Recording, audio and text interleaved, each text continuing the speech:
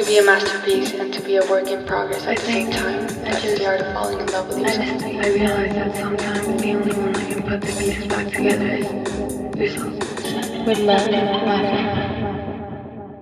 Hey besties, welcome back to another episode of I Missed Me. My name is Mafe. I am your host and I am so happy and so grateful that you're here. Today, besties, I am nostalgic, I am happy, I am feeling so grateful because today is 2023's I Missed Me's last episode. It feels so weird saying it. I have no clue how many episodes we recorded this year, but so many things happened. Like, we were in so many charts. This podcast grew so much. Our family grew so much. This community has turned into the most beautiful thing, and this podcast is one of the most special and beautiful things that I have, and it is only because of you guys. So I just want to say thank you for coming back. Thank you for letting me know that you guys like it by posting, by reposting, by messaging me. I genuinely feel so much gratitude and so much love and so much appreciation towards all of you guys. And I just cannot wait for everything that's going to happen and for where this podcast is going in 2024. I know so many things are about to happen. And again, it is all because of you guys. So thank you.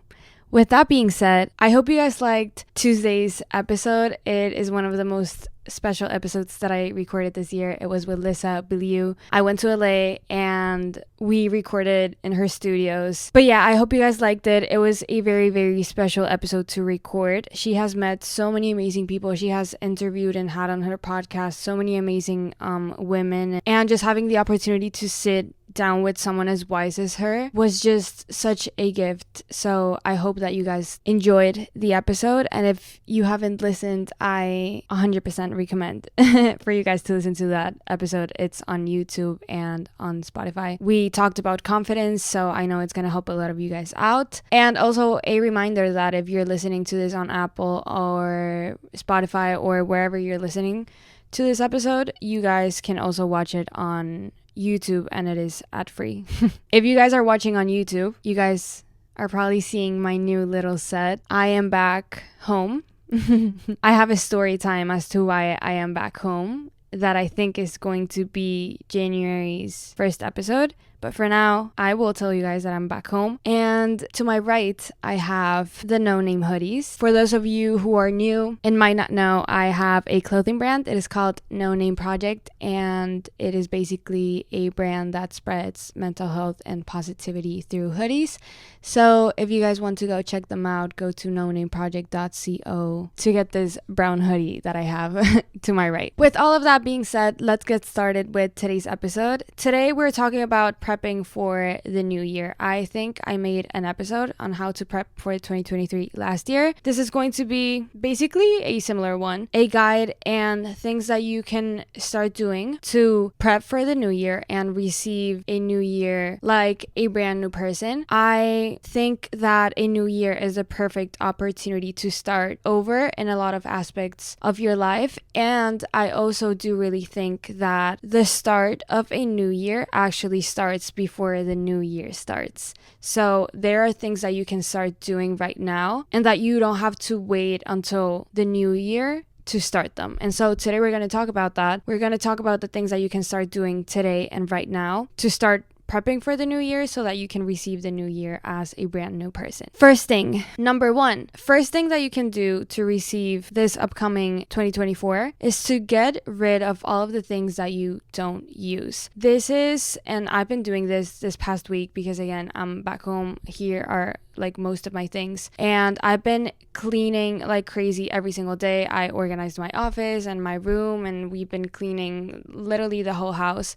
And we just realized how many things we have that we don't use that are just taking up space and just sitting there for literally absolutely no reason. I very much believe that things hold energy. anything. Literally things, clothes, toys, I don't know. Literally everything holds energy, and everything that you're storing and everything that you're not using is just like energy just sitting there. So in order to receive the new year with brand new energy, you have to take things out. And so I think that it is a very good idea to start getting rid of clothes that you don't use, that maybe you can donate or maybe you can sell for someone else to be able to use them. Get rid of things that you don't use that are just sitting in your room, taking up space. Clean your bathroom. Get rid of any product that you don't use. Give it away to someone that might use it and might actually, take advantage of it. Just get rid of all of the things that you don't use. It gives you space to be able to buy new things in the new year. Again, it circulates energy. It gets rid of old energy, of past energy, just energy that you just don't need anymore. And it also teaches you and allows you to practice detachment. A lot of the things that we have,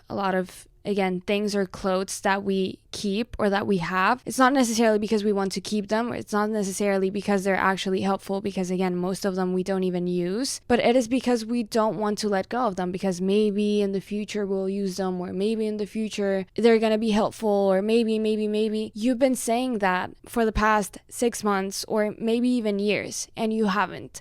Practice detachment. Small practices like that will then lead you to get used to detach from things and maybe even relationships, but you have to start small. And so the perfect opportunity to start small is by getting rid of those things that you just don't use. The perfect way to get rid of things without them hurting, because I know my mom is very much like this, where she just can't get rid of things because she feels like she's just throwing money away, or doesn't want to get rid of memories, or maybe she's going to use them in the future.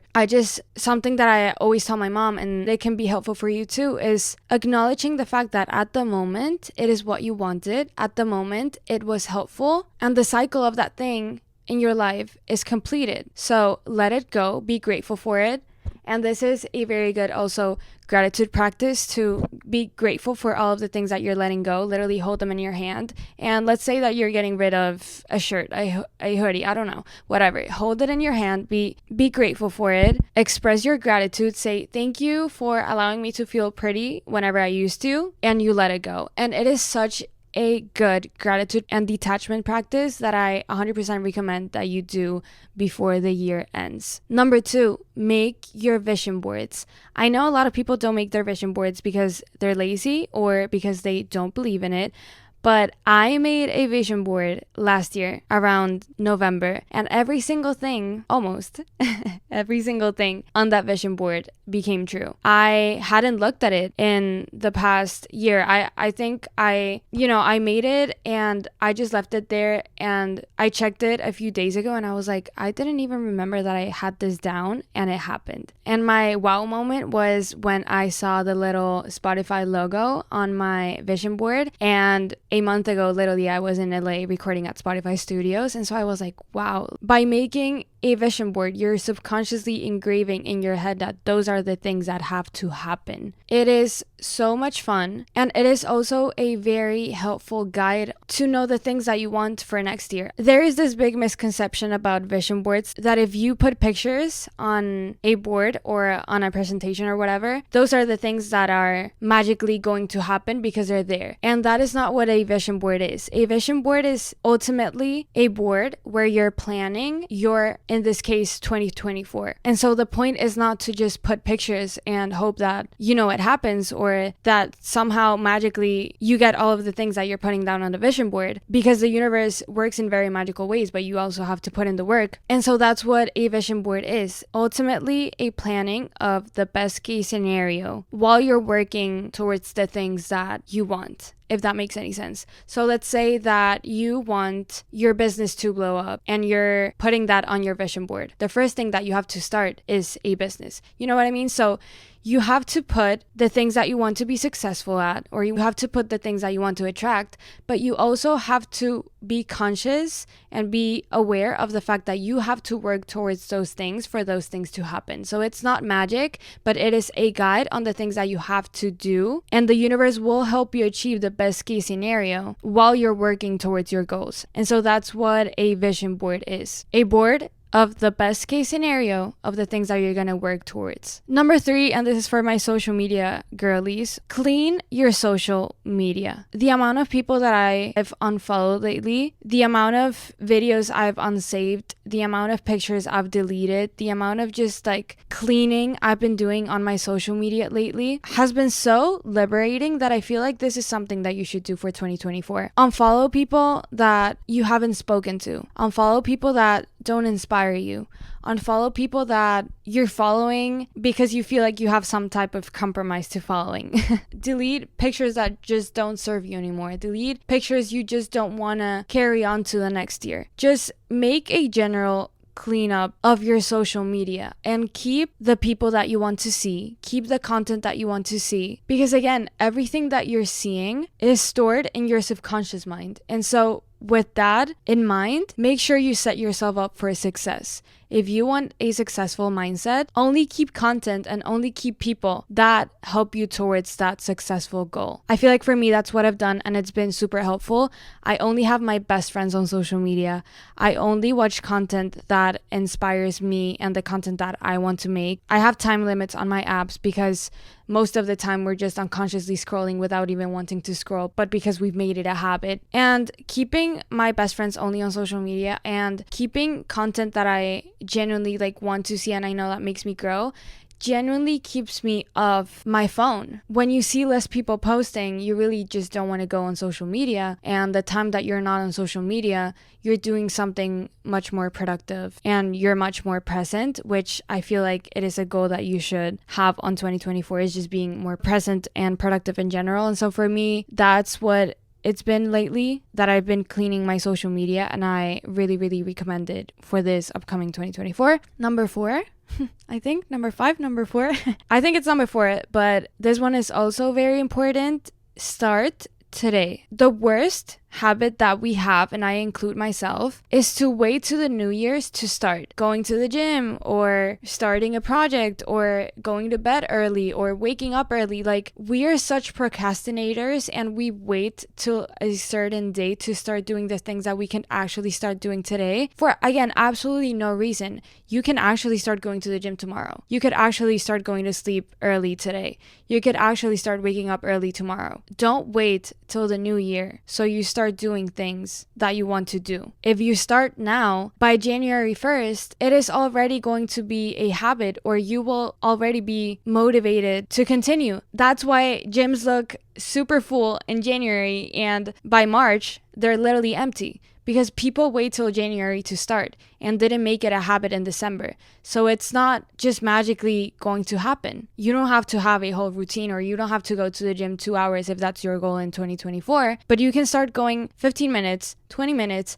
half an hour, 1 hour. You can start being 1% better every day, and you'll already have progress by January 1st. Same with eating habits, sleeping habits, just anything that you're waiting to do, start doing it today, and you'll be grateful you started when the new year starts. Number 5, let things go. And this is super important so that you can actually start the new year being a brand new person, completely detached, completely stress-free, and completely unbothered. Make a list of all of the things that bothered you this year. Make a list of all of the relationships that just do not serve you anymore. Make a list of all of the situations that didn't allow you to be your best self. Make a list of the arguments that you have. Make a list of the things that just trigger some emotion in you. Make a list of all of the things that you want to let go, and start forgiving yourself for them today. Start forgiving yourself for them every single day, starting today. Maybe make a list, find 30 minutes to have alone time every single morning, read them to yourself, reflect on them, think about the things that you can do different next year, and forgive yourself for not knowing any better at that time. If you're writing them down, you acknowledge that they hurt. You acknowledge that maybe you did something wrong or someone else did something wrong, but writing them down is already progress. And by writing them down, you acknowledge that they hurt, and because they did, you have to forgive them in order to move on. Find alone time, find quiet time for you to be able to,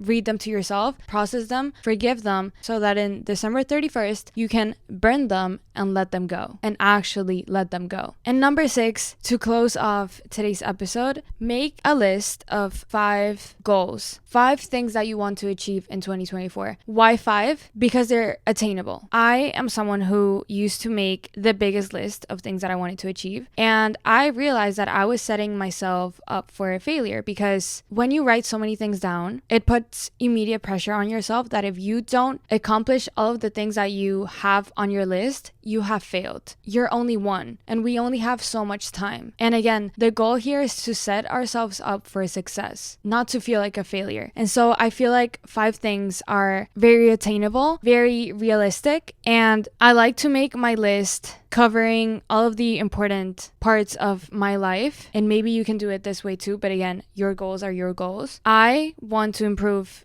my spiritual health, my physical health, my mental health, my business health, and my personal health, being the relationship that I have with myself. And so for my spirituality, I really want to read spirituality books. I want to read neuroscience books. I want to read psychology books. I want to feed my mind, and I really, really, really want to gain a lot of knowledge. And so that's one of my main goals. For my physical health, I want to start playing tennis again, which makes me extremely excited. I want to go to the gym 5 days a week without procrastinating, without making excuses, actually waking up early and showing up for myself. For my mental health, I want to stay off my phone as much as I can. And I know it's hard because I do social media, but it is very much possible. I want to be more present. I want to spend time with the people that I love, with the people that I know love me. I want to travel. I want to allow myself to rest. I want to allow myself to sleep whenever I want to sleep, instead of working all the time and being obsessed with productivity. I decided to call it business health, but I guess it's just like the business part of my life. I want to grow my platforms as much as I can. I want to work on this podcast as much as I can. I want to meet as many people as I can. I want to attend to events. I want to travel, but I also want to take care of myself while I'm doing all of those things and don't get lost in the growth, because that can really happen. And so my goal is to just stay grounded and trust the process. I don't want to put pressure on myself that I have to grow at a certain pace, or that if I don't grow, I failed. I want to have a really good relationship with the business side of my life. I have a clothing brand, I have a podcast, I am also a full-time content creator. And so I want to have a really good relationship with the business, aspect of my life. And for my personal health, which is the relationship that I have with myself, I want to stick with my boundaries, stick with my standards, and never accept any less than the things that I'm looking for, which is something that I honestly feel like I wouldn't say I failed this year, but I had a very hard time keeping promises with myself, which is something that I really, really want to start doing next year. And I don't know, I just have so many things to work on personally. And again, these 5 goals are very much attainable. And again, that's the point, that you write down attainable goals for yourself so that when you achieve them, you can feel proud of yourself, and then you can make bigger ones with the motivation that you were already able to accomplish the initial 5.